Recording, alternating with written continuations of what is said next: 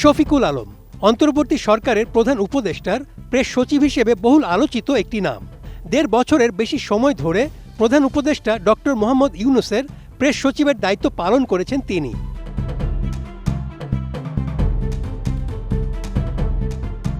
গত ১২ ফেব্রুয়ারি সদ্য শেষ হওয়া ত্রয়োদশ জাতীয় সংসদ নির্বাচনে বিএনপি ও বিএনপি জোট বিপুল সংখ্যাগরিষ্ঠতা নিয়ে নির্বাচিত হওয়ায় ১৭ ফেব্রুয়ারি শপথ গ্রহণের মধ্য দিয়ে আনুষ্ঠানিক যাত্রা শুরু করেছে নবগঠিত সরকার।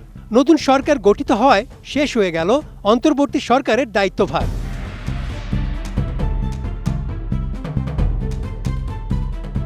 সাবেক প্রধান উপদেষ্টার প্রেস সচিব হিসেবে দায়িত্ব শেষ হয়ে যাওয়ার কারণে নতুন চাকরিতে যোগ দিয়েছেন শফিকুল আলম। এখনও অপ্রকাশিত একটি নতুন ইংরেজি পত্রিকা দ্য ডেইলি ওয়াদার সম্পাদক পদে যোগ দিয়েছেন তিনি। ১৮ ফেব্রুয়ারি বুধবার নিজের ভেরিফাইড ফেসবুক পেজে একটি পোস্ট দিয়ে নিজের নতুন কাজের খবর দেন সাবেক এই প্রেস সচিব।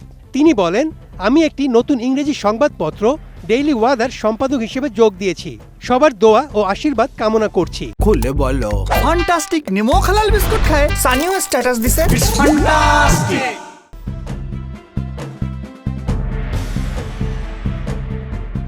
শফিকুল আলম বলেন, আমি কাজ শুরু করেছি।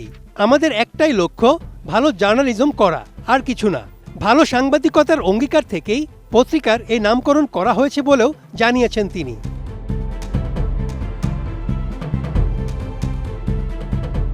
বিদায়ী প্রধান উপদেষ্টার উপপ্রেস সচিব মোহাম্মদ আবুল কালাম আজাদ মজুমদারও সঙ্গী হয়েছেন শফিকুল আলমের সাথে। তিনিও নতুন এই পত্রিকায় নির্বাহী সম্পাদক হিসেবে যোগ দেওয়ার ঘোষণা দিয়েছেন। নিজের ফেসবুক পেজে স্ট্যাটাস দিয়ে এ তথ্য জানান তিনি। এছাড়া অধ্যাপক মোহাম্মদ ইউনূসের মেয়াদ শেষে নতুন প্রধানমন্ত্রী তারেক রহমানের কাছে দায়িত্ব হস্তান্তরের মধ্য দিয়ে নিজের সরকারি দায়িত্ব সমাপ্তির কথাও জানান তিনি।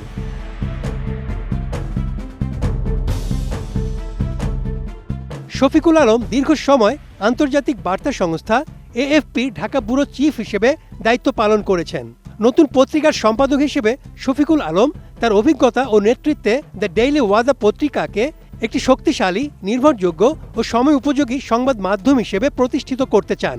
তিনি তার সামাজিক যোগাযোগ মাধ্যমে জানিয়েছেন যে সাংবাদিকতার মান বজায় রাখার পাশাপাশি দেশের জনস্বার্থে সঠিক তথ্য পৌঁছে দেওয়াই তার প্রাথমিক লক্ষ্য।